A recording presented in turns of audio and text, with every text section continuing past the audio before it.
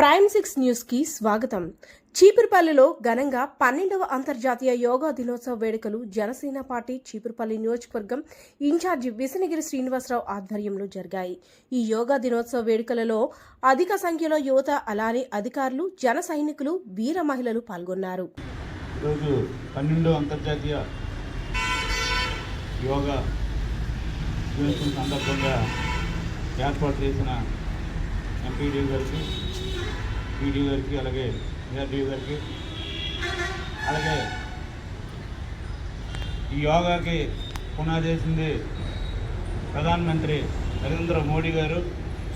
మన భారతదేశంలో యోగాని ప్రపంచం మొత్తం చాటేటట్టు ఇంటి దగ్గర జరిపించడం, అలాగే పూర్వీకులు ఎంతో మేధావులు దీన్ని మంచిగా తీర్చిదిద్ది మన ఆరోగ్యాన్ని కాపాడాలని ఉదయాన్నే లేచి చేస్తే ఎంత హాయిగా ఉంటుందో సుజాత మేడం గారు మనకి ఈరోజు చెప్పడం జరిగింది.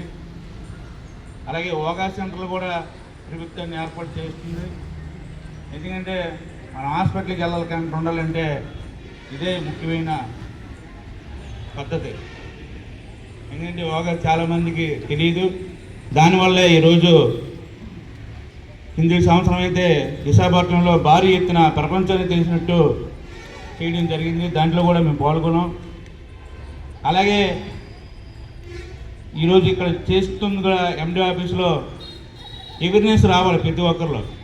ఎందుకంటే ఇప్పుడు వేసేద్దామంటే మటుకు ఏ ఒకటి పెట్టేస్తే చాలా ఇబ్బంది పడాలి.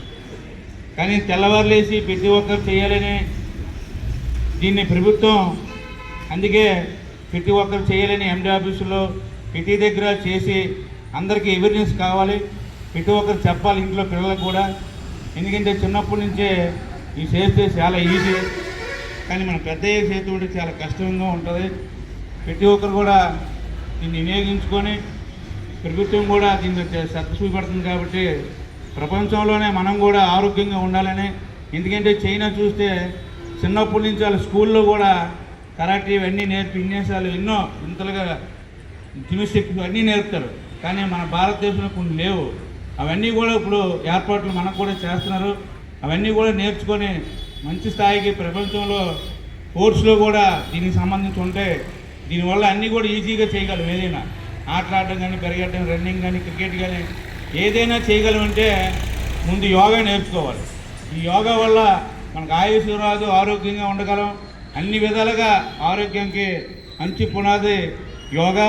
ఈ యోగాని ప్రతి ఒక్కరూ చేస్తారనేసి మనస్ఫూర్తిగా కోరుకుంటూ ఈ అవకాశం ఇచ్చిన అందరికి కూడా హృదయపూర్వక నమస్కారం తెలుపుకుంటున్నాను. ముందుగా సుజాత మేడం గారు ఇంకా అవేర్నెస్ తేవాలి చీపురుపల్లి కూడా. అంటే మాకు తెలియదు, అంటే మేము ఉదయం లేచి రావాలంటే మాకు మేము కూడా మేము తీసుకొచ్చి దీన్ని ఇంకా అభివృద్ధి చెందేటట్టు చేస్తే మీకు కూడా మంచి మన చీపురుపల్లి కాదు మంచి పేరు రావాలని మేము కూడా కోరుకుంటాం. ఎందుకంటే అది వేయడం చాలా కష్టం. ఎందుకంటే చూస్తే తెలుస్తుంది, అంటే చూస్తే ఈజీగా ఉండదు కానీ చేసేటప్పుడు చేస్తుంది కష్టం. అది కూడా మీరు బాగా చేస్తుంటారు. Thank you madam.